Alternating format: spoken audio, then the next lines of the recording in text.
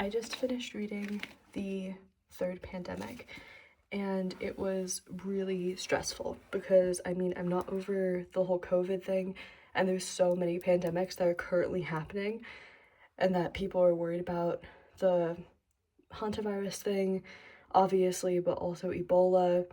There's so much going on in the world right now, so if you're not in a good headspace to think about sickness and getting sick, it made me very much a hypochondriac, and I'm traveling right now, so every time someone coughed around me, I was like freaking out. Every time I got near anyone who looked sick, I was like freaking out, but it does its job very well. It falls very squarely into the sphere of literature revolving around sickness and pandemic, and I would call it sci-fi, but it's more of like realistic fiction. And it's not like historical fiction, it's like futuristic fiction, but also current fiction. It's like, I don't even know what this would fall under, but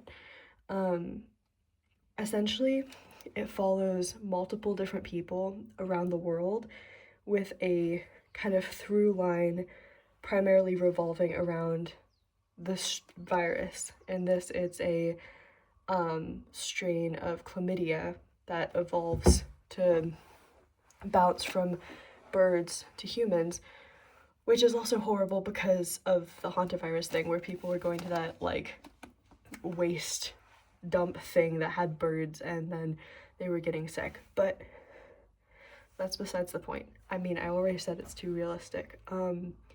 But it also shows kind of like the CDC, the NIH, like trying to figure out how to approach it and how to get people to recognize this as a real threat and a real danger, and then moving forward with a path.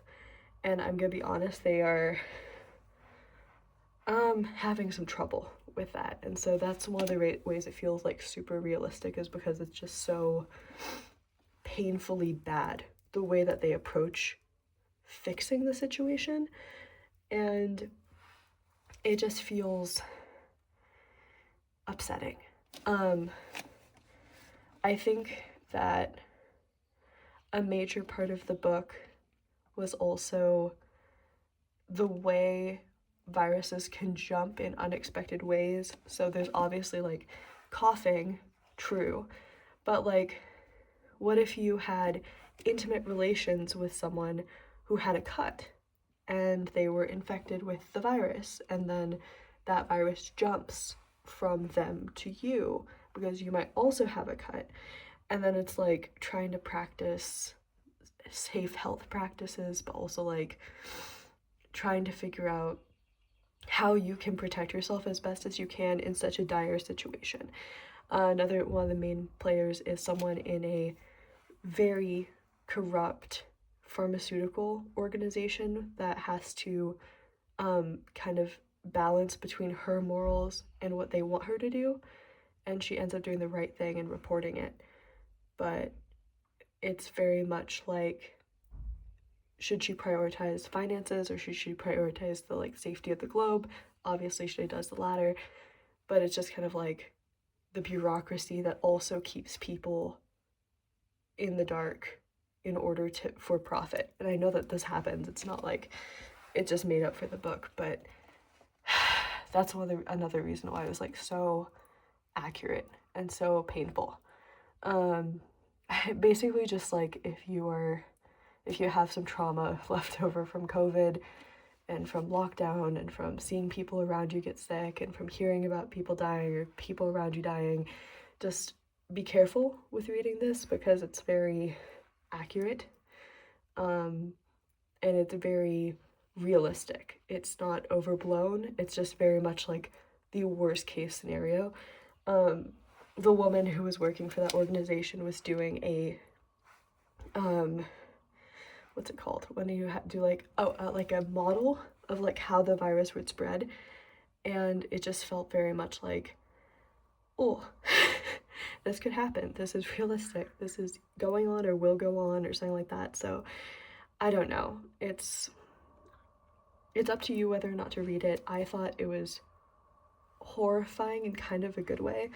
I have another book that I'm planning on reading at some point, hopefully this trip if I get to it, but it's called Scourge, and it's another book about a pandemic virus thing, but it also is more like sci-fi and like fictional, but this one's like very naturalistic, accurate, upsetting. So it just depends what you're looking for, but it was definitely an easy read.